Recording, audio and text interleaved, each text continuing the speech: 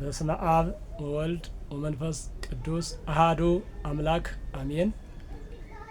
የእግዚአብሔር ውድ ቤተሰቦች እንደምን አላችሁ? እግዚአብሔር መድኃኔ ዓለም እንኳን አደረሳችሁ አደረሰን። ጸሎተ ሐሙስ ማለት አምላካችን ኢየሱስ ክርስቶስ ለሐዋርያት ጸሎት ያስተማረበት ነገ አርብ ሊያዝ ዛሬ ወደ ፈተና እንዳትገቡ ብሎ ደቀ መዛሙርቱን ጸሎት ያስተማረበት ጊዜና ሰዓት ነው። ለዚህ ነው ጸሎተ ሐሙስ የተባለው። ሌላውን ታሪክ ስናይ ደግሞ ያው ሰፋ ያለ ታሪክ አለው። ጸሎተ ሐሙስ ማለት አምላካችን ኢየሱስ ክርስቶስ ዘመነ ኦሪትን ያሳለፈው ወይንም የዘመነ ኦሪትን ስርዓት ሕግ መስዋዕት ማለት ነው። መስዋዕቱን ነው። ሕግ ስንል 10 ቃላትን ሳይሆን መስዋዕቱን ያሳለፈበት የዘመነ ብሉይን መስዋዕት ወይንም የዘመነ ኦሪትን መስዋዕት አሳልፎ የዘመነ ሐዲስን ወይንም የዘመነ ወንጌልን መስዋዕት የተካበት እለት ነው። ያ መስዋዕት እስካሁን ድረስ ነበረ። ከዚህ በኋላ ግን መድኃኒታችን ኢየሱስ ክርስቶስ የኔ ስጋ የኔ ደም ነውና መስዋዕቱ ለዓለም ድህነት የሚሆነው መስዋዕት ሆኖ የሚቀርበው የኔ ስጋና ደም ነው ብሎ ለደቀ መዛሙርቱ ለሐዋርያት አስተምሮ ዛሬ በዕለተ አርብ ስጋውን ቆርሶ ደሙን አፍሶ የሰጠበት እለት ስለሆነ ከዚህ በኋላ የዘመነ ኦሪት መስዋዕት ተሽሯል ማለት ነው። በዚች ሰዓት በዚች እለት ተሽሯል።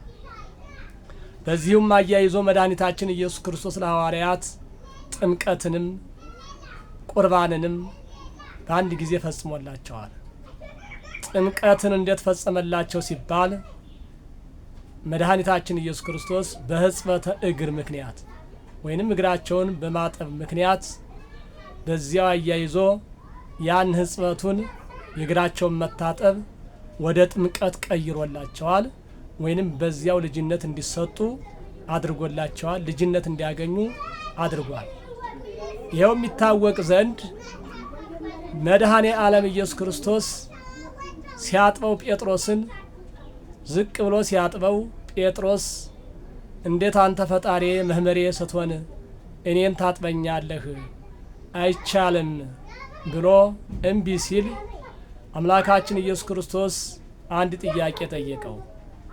እኔ እግርህን ካላጠብኩህ አለ ለእመ አነ ያጸብኩከ እገሪከ አልብከ ክፍል ምስሌየ ዮሐንስ ምዕራፍ 13 ይዛችሁ ስታነቡ ታገኙታላችሁ። እኔ እግርህን ካላጠብኩህ ከኔ ጋር እድል ፈንታ ጽዋ ተርታ ወይንም ከኔ ጋር አንድነት የለህም ብሎታል። ስለዚህ የሰው ልጅ ከእግዚአብሔር ጋር አንድነት የሚፈጥረው በምንድነው? በልጅነት ነው ማለት ነው።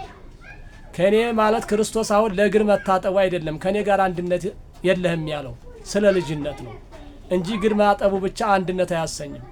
አንድነት ከክርስቶስ ጋር ያገኘው በዚህው ግን መድኃኔ ዓለም ኢየሱስ ክርስቶስ አያይዞ ጥምቀትን ስላጠመቃቸው ነው።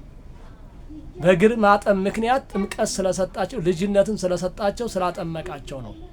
እንደገና አንድ ሕፃን አንድ ሰው ከተጠመቀ በኋላ ወደ የት ነው የሚሄደው? ተጠምቆ ስጋውን ደሙን ነው የሚቀበለው።